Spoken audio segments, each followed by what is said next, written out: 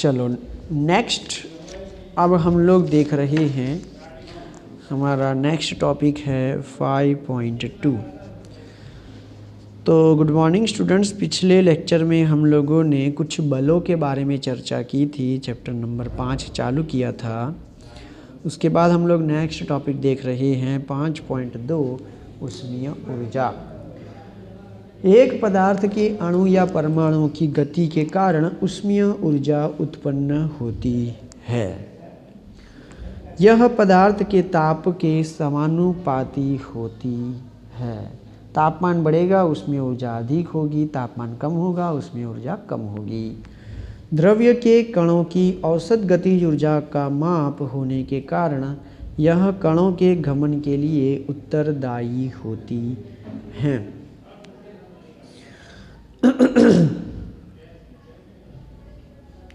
कणों के इस गमन को ऊष्मीय गमन कहते हैं।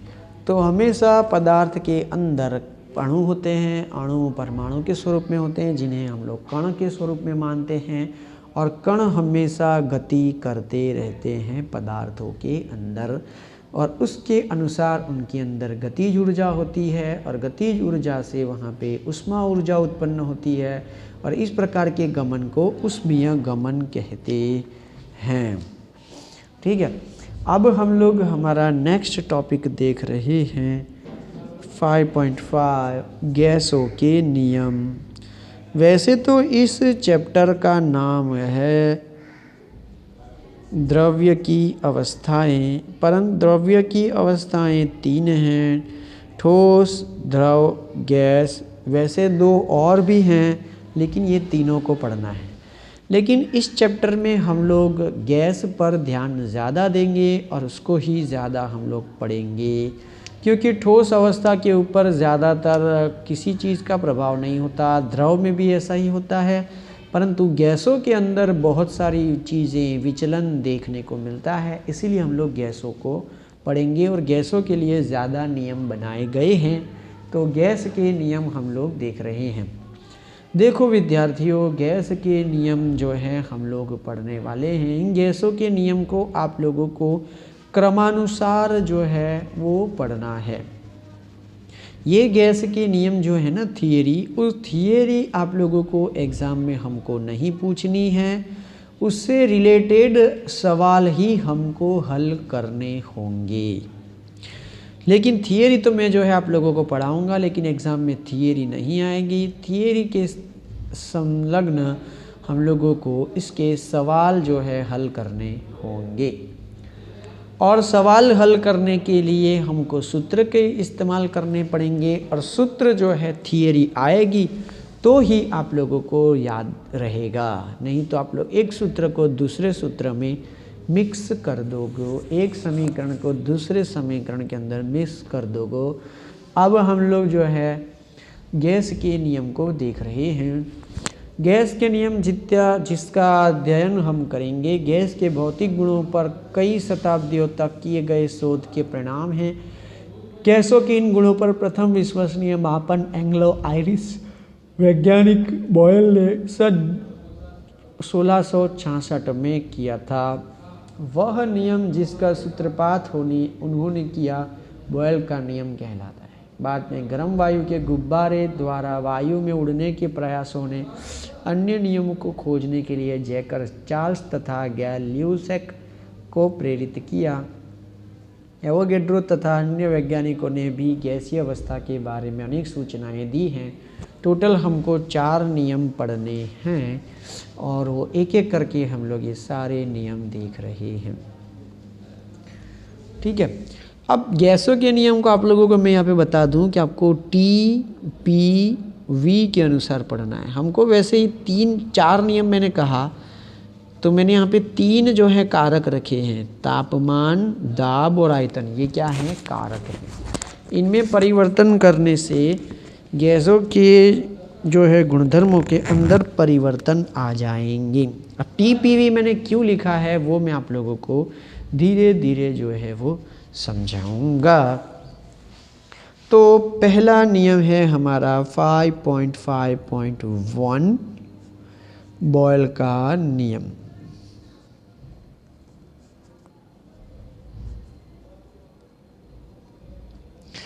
पहला नियम है, तो अब पहले नियम का टीपीवी से क्या संबंध? तो मैं ऐसा कहूँगा कि पहला नियम ऐसा है कि भाई टीपीवी में, ये भी क्रम से याद रखना है टीपीवी, और हमारे जो नियम है वो भी क्रम से याद रखने हैं। तो टीपीवी में ऐसा होगा कि पहला जो टी है ना वो हम लोग स्थिर कर देंगे, स्थायी कर देंगे। अगर टी स्थायी हो जाएगा तो दाब और आयतन के मध्य संबंध वो बॉयल का नियम कहा जाएगा। तो बॉयल का नियम पहला, टीपीवी में टी पहला जो अचल हो जाएगा, स्थिर हो जाएगा, और दाब और आयतन के मध्य संबंध देखने को मिलेगा। तो बॉयल ने नियम क्या दिया? बॉयल ने नियम ये दिया कि स्थिर तापमान पर, क्योंकि टी हमारा पहला है इसीलिए यहाँ पर ये हो गया स्थिर तापमान पर गैस की निश्चित मात्रा का दाब। देखो हम लोग जो भी गैस लेंगे उसकी मात्रा निश्चित लेंगे कि भाई तापमान भी फिक्स होगा, उसकी मात्रा भी फिक्स होगी। तो स्थिर तापमान पर निश्चित मात्रा का दाब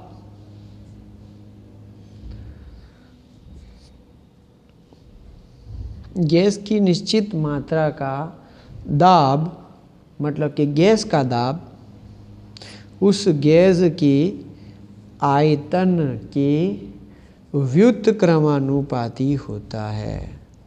तो उल्टा संबंध है इन दोनों के बीच में।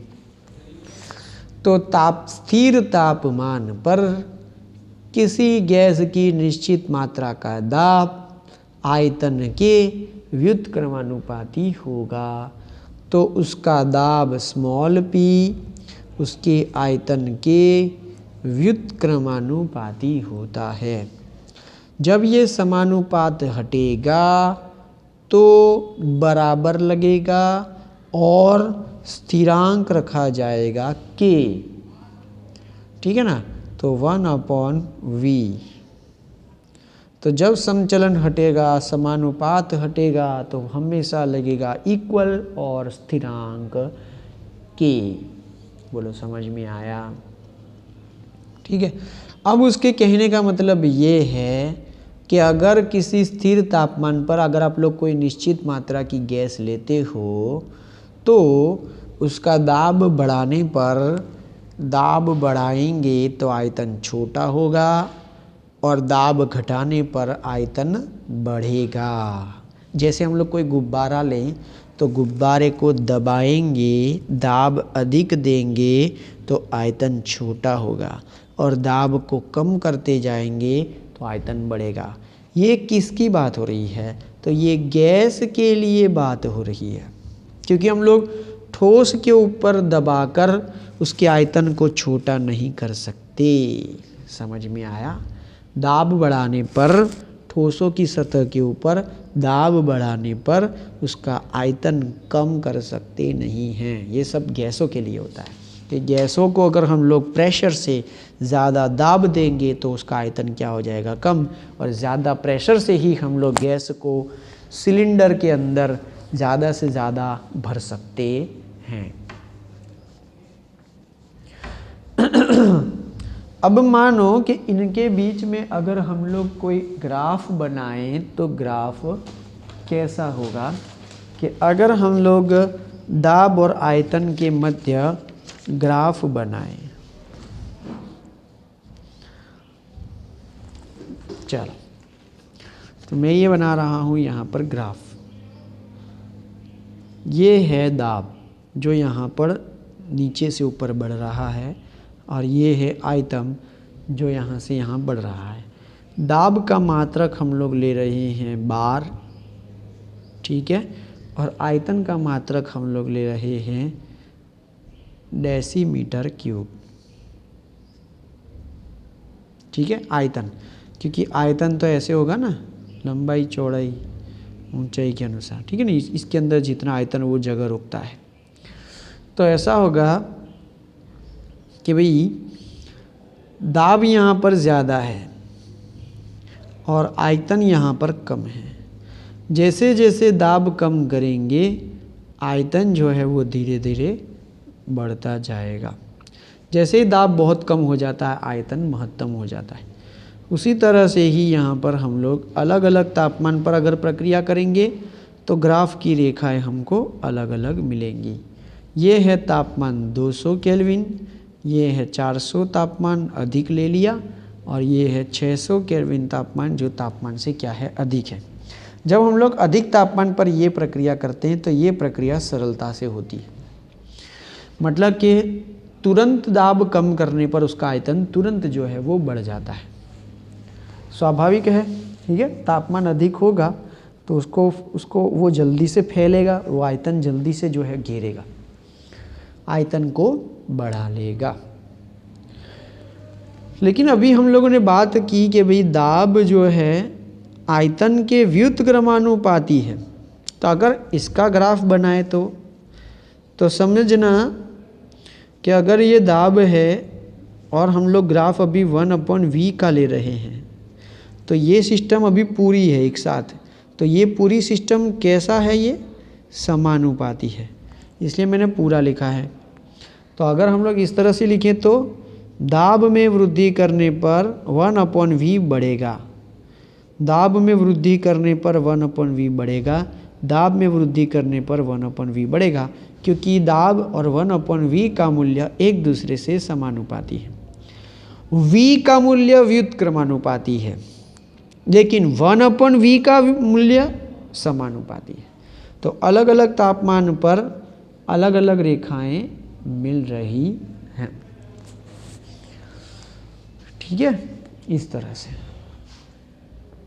चलो, अब हम लोगों ने इस तरह से लिखा कि P proportional to 1/v, that means P equals to K into 1/v, v सामने जाएगा तो P into v equals to K आएगा। So PV equals to K हम लोगों को अभी समीकरण मिला है। अब मानो कि कोई गैसों के लिए दो परिस्थिति लेते हैं। यदि कोई एक गैस के लिए उसका दाब P1 है तो उसका आयतन V1 होगा, और उसी गैस की दूसरी गैस के लिए अगर उसका दाब P2 है तो उसका आयतन क्या हो जाएगा, V2 हो जाएगा।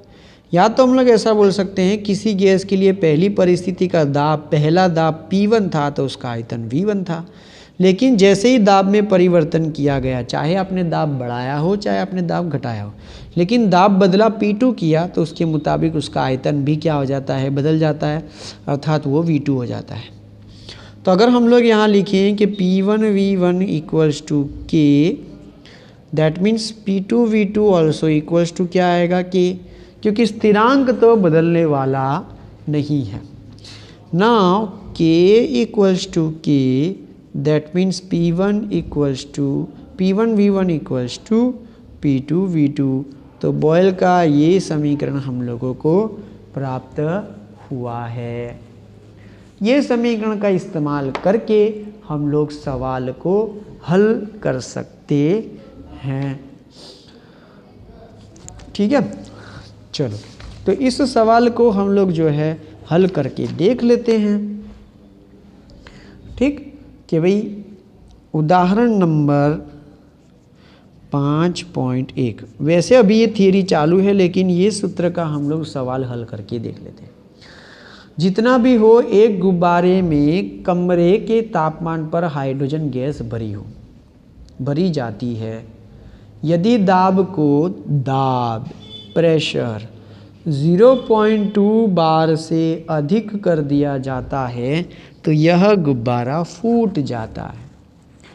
यदि एक बार दाब पर गैस आयतन घेरती है, एक बार दाब पर गैस आयतन को घेरती है 2.27 लीटर आयतन घेरती है, तो कितने आयतन तक गुब्बारे को फुलाया जा सकता है। देखो भाई, 0.2 बार से अधिक कर दिया जाएगा तो वो गुब्बारा फूट जाएगा, लेकिन हम लोगों ने अभी दाब बढ़ा दिया है एक बार और उसका आयतन है 22.27। अब गुब्बारे का फूटना यहाँ पर जो है हम लोग जो है वो देख सकते हैं। कि भाई यहाँ पे जो गुब्बारे का फूटना जो बोला गया है ना, वो हमारा माइंड थोड़ा सा डाइवर्ट कर देता है।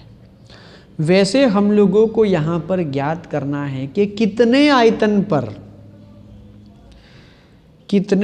पर फुलाया जा सकता है। उसका मतलब ये है कि पहले हमारे पास गुब्बारे में दाब है, गैस का दाब है 1 बार और उसका आयतन है 2.27। अब यदि गैस का दाब इतना कर दिया जाए तो हमको आयतन कितना मिलेगा, तो इतने आयतन से अधिक आयतन का होगा तो वो गुब्बारा जो है वो फूट जाएगा। मतलब इतने आयतन तक ही हम लोग गुब्बारे को फुला सकते हैं। उसका माप हम लोगों को इन दोनों से प्राप्त होगा। अब जब दाब और आयतन के मध्य संबंध है और तापमान इस सवाल के लिए स्थिर है, तो आपको याद आना चाहिए कि ये सवाल स्थिर तापमान पर किया जा रहा है। और जब स्थिर तापमान पर बात आती है तो TPV जो शेख सर ने सिखाया था कि भाई TPV के अनुसार तापमान यदि स्थिर है तो पहला नियम लगता है बॉयल का नियम, जो P और V के संबंध में था। तो था वो व्युत्क्रमानुपाती, अर्थात ये, अर्थात वो, अर्थात सूत्र P1V1 बराबर P2V2। तो सूत्र लगेगा P1V1 बराबर P2V2। समीकरण को या सूत्र को कभी भी गोखना नहीं है, उसको समझकर जो है याद करना है, लिखना है।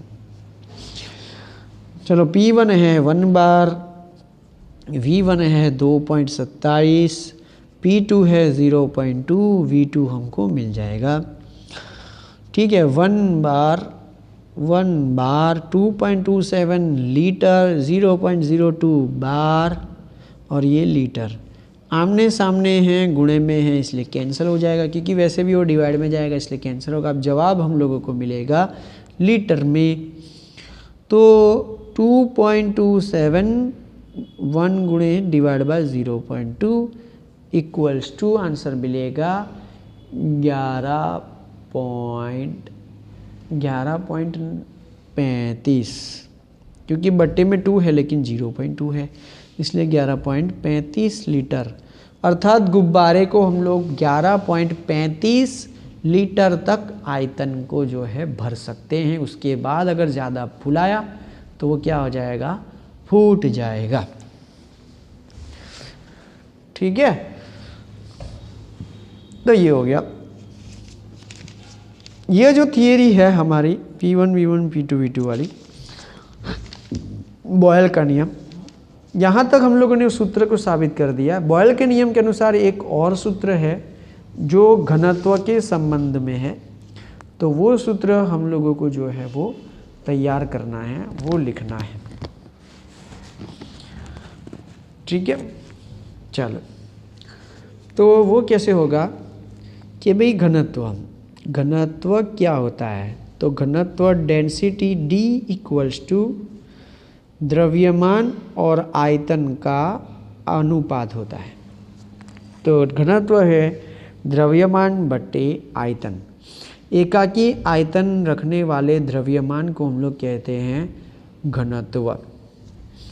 ठीक है, तो हम लोग अगर D इक्वल्स टू लिखा कि M/V, अगर V को सूत्रकर्ता बनाए आयतन को, तो आयतन सामने गया, D नीचे आएगा वापस, तो M अपॉन हो जाएगा D। अब हम लोग लिखते हैं कि भाई PV इक्वल्स टू के, ऐसा हम लोगों ने आगे लिखा। ठीक है, V बराबर ये लिखते हैं कि भाई M/D इक्वल्स टू के। ठीक है, तो D सामने जाने देते हैं, तो PM इक्वल्स टू D, के गुणे में है, सामने आएगा तो बटे में के। अर्थात हम लोगों को D बराबर सूत्र मिला M/K इंटू P। अब के वो तो स्थिरांक है, वो तो नहीं बदलता है। द्रव्यमान, तो दाब बढ़ाने पर द्रव्यमान में कोई परिवर्तन नहीं आएगा, तापमान बढ़ाने पर भी द्रव्यमान में कोई परिवर्तन नहीं आता है। तो द्रव्यमान भी कैसा है, स्थिर है। अब द्रव्यमान और के दोनों ही स्थिर हैं, दोनों ही स्थिरांक हैं, तो उनके लिए एक नया स्थिरांक दे सकते हैं हम लोग। तो मानो कि उसके लिए स्थिरांक हम लोग ले सकते हैं कि भाई K1 या K डैश, तो P हो जाएगा। अब K समानुपाती स्थिरांक है, समानुपाती स्थिरांक K और इक्वल्स को हटाएंगे तो क्या बन जाएगा, समानुपात। ठीक है ना। तो D प्रोपोर्शनल टू क्या हो जाएगा, P, अर्थात दाब बढ़ाओगे तो घनत्व बढ़ेगा, दाब घटाओगे तो घनत्व क्या होगा, घटेगा। अर्थात ये प्रदर्शित करता है कि स्थिर तापमान पर गैस के निश्चित द्रव्यमान का दाब घनत्व के समानुपाती होता है। बोलो समझ में आया यहाँ तक? ठीक है। तो इसलिए जो है वो मेरे को ये थियरी सब चलानी जो है वो ज़रूरी है। वैसे हम लोग सूत्र को ही थियरी में, अर्थात ज़्यादातर सूत्र को ही प्रस्तापित करना है और सूत्र हमको सवाल के लिए काम में आएगा। लेकिन सूत्र प्रस्तापित ऐसे ही नहीं होगा, थियरी से होगा। हमारा दिमाग जो है वो दौड़ना चाहिए।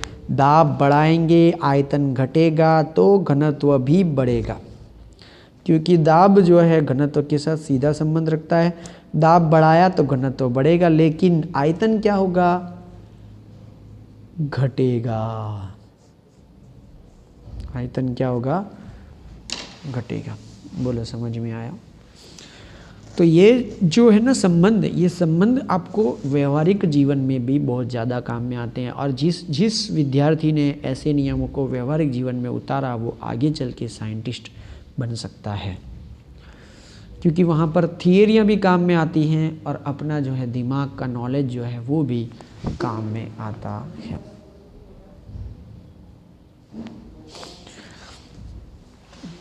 ठीक है, चलो अब हम लोग जो है चार्ल्स का नियम देखना चाहते हैं, लेकिन चार्ल्स का नियम थोड़ा सा लंबा है, इसलिए उसके लिए मुझे जो है वो दूसरा वीडियो जो है वो बनाना पड़ेगा।